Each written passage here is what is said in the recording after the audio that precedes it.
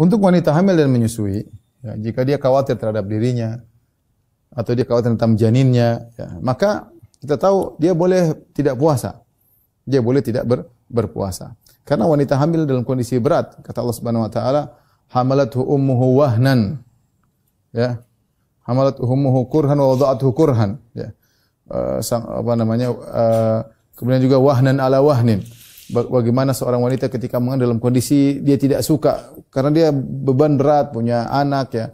Kemudian juga wahnan ala wahnin, semakin lemas dirinya. Wanita sendiri sudah lemah, apalagi dalam kondisi mengandung, dia lemah, ya.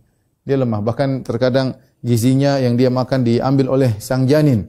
Terkadang dia mengkhawatirkan dirinya, terkadang dia mengkhawatirkan janin. Mungkin dia kuat, tapi kalau dia berpuasa akhirnya janinnya bermasalah karena kurang asupan gizi dari ibunya, dan ini akhirnya memberi kemudaratan kepada sang janin, ya. Demikian juga wanita menyusui. Kalau belum menyusui anaknya, apalagi nyusunya sangat kuat, maka dia cepat lapar dan dia butuh makan. Asupan gizi biar sang anak bisa menyusui darinya dengan baik sehingga sang anak sehat. Maka di sini Islam memperhatikan kemaslahatan ibu dan kemaslahatan janin. Perhatikan di sini Islam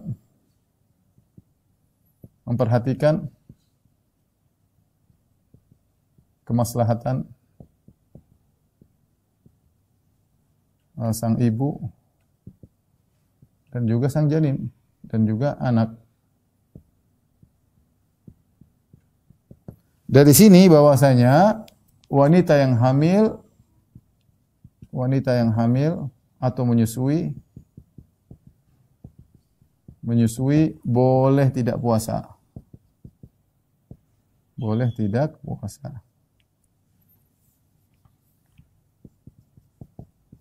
Ini berdasarkan kesepakatan para ulama. Boleh wanita hamil menyusui tidak berpuasa. Namun khilaf. Terus apa yang dilakukan? Khilaf ulama. Khilaf tentang apa yang harus dilakukan setelah itu.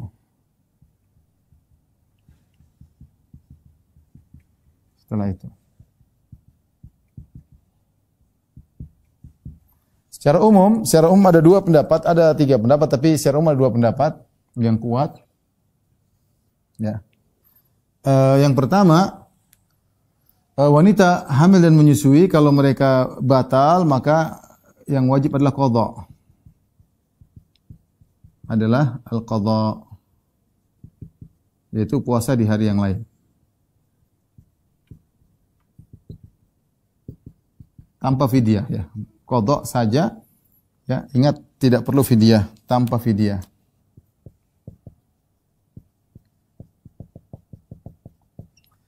Pendapat yang kedua ini pendapat pertama, ya, ini pendapat pertama. Pendapat yang kedua,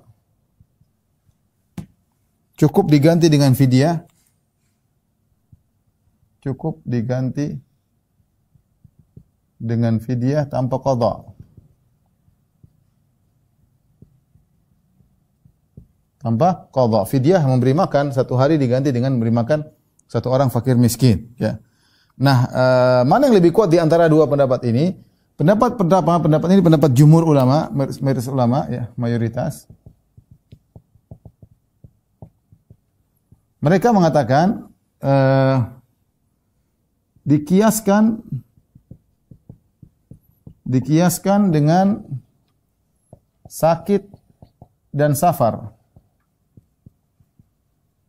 Allah Subhanahu wa taala mengatakan, "Faman kana minkum maridhan aw ala safarin fa iddatun min ayamin ukhra." Kata Allah, barang siapa di antara kalian sakit atau safar, maka diganti di hari-hari yang lain. Dan kita tahu sakit dan safar ini adalah dua uzur yang bisa hilang. Sakit dan safar adalah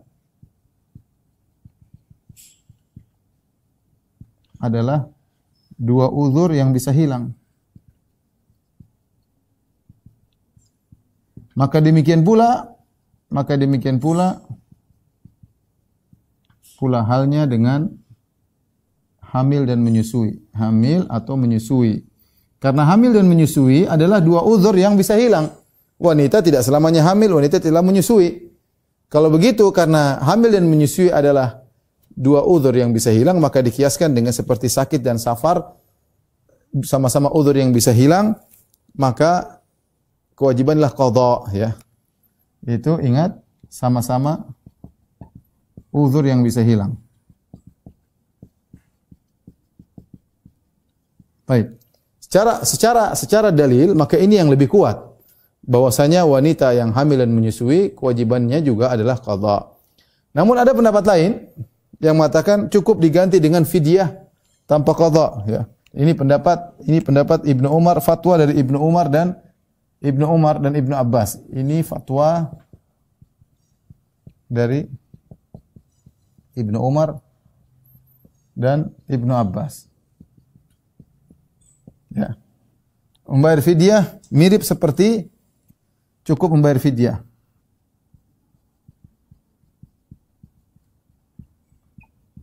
Ya.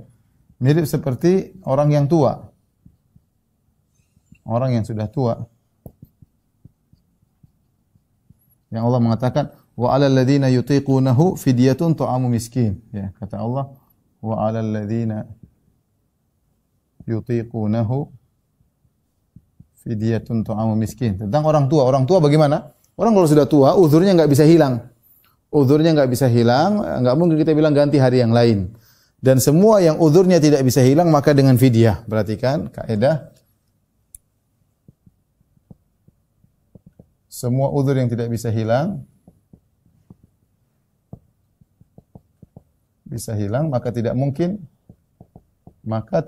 dibayar dengan qadha. Dibayar dengan qadha. Akan tetapi dengan fidyah.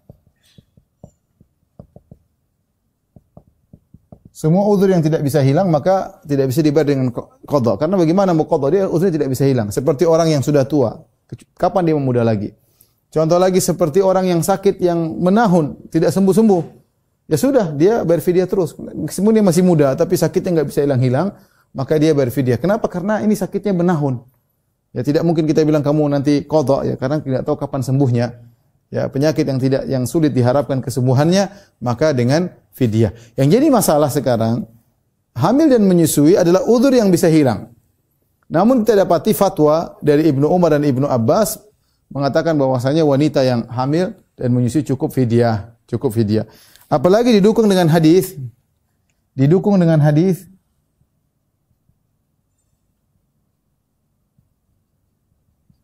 Kata Nabi SAW, Inna Allah wada'a anil musafir syatra salah.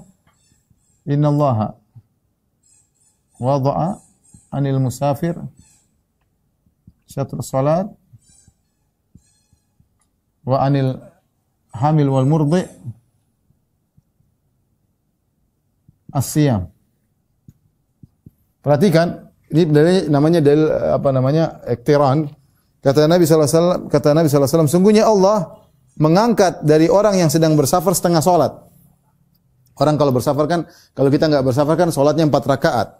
Ketika kita sedang bersafar dihilangkan 2 rakaat. Jadi kita cuma solat 2 rakaat, duhur 2 rakaat, asar 2 rakaat, isya 2 rakaat. Ketika kita solat diangkat setengahnya, apakah kita wajib mengqadha 2 rakaatnya nanti kalau pulang ke rumah? Jawabannya tidak perlu mengqadha, sudah diangkat hilang begitu saja. Diringankan dari 4 jadi 2, maka dihilangkan setengah solat. Dan Nabi mengatakan wa anil hamil war murdi asiyam, dan Allah mengangkat puasa bagi hamil dan murdi, dan ini sama berarti kalau puasa diangkat tidak perlu diqadha lagi. Sebagaimana 2 rakaat yang dipotong ketika kita sedang safar tidak perlu diqadha, demikian juga Allah mengangkat puasa dari orang hamil dan menyusui tidak perlu diqadha lagi. Ini menguatkan pendapat Ibnu Umar dan Ibnu Abbas. Oleh karena 2 pendapat khilaf yang kuat di kalangan para ulama. Saya sendiri lebih condong kalau kita mampu maka kita qadha. Karena kalau seorang wanita hamil menyusui dia qadha maka tidak ada yang menyalahkan. Semua sepakat sah. Tapi kalau ada orang wanita hamil menyusui dia bayar fidyah tidak qadha maka ada yang mengatakan tidak sah. Untuk keluar daripada khilaf lebih baik kita mengqadha kalau mampu. Kecuali dalam kondisi seorang wanita tidak mampu hamil berturut-turut bertahun, ya ini hamil sekarang hamil tahun pertama hamil, kemudian tahun kedua menyusui, tahun ketiga hamil, tahun keempat menyusui, tahun kelima hamil, tahun keenam menyusui. Nah, kemudian mau bayar kapan? Bertumpuk-tumpuk utangnya. Ya sudah sampai 4 tahun, 6 tahun, 6 kali 30 sudah 180 hari ya. Kapan dia mau bayarnya? Jika ternyata kondisi dia hamil menyusui terus demikian, maka saya lebih condong mending dia bayar fidyah sebagaimana fatwa Ibnu Abbas dan Ibnu Umar. Tapi kalau dia mengandungnya ternyata berjarak 5 tahun sekali, 3-4 tahun sekali, maka lebih baik dia membayar dengan qadha agar dia keluar daripada perselisihan.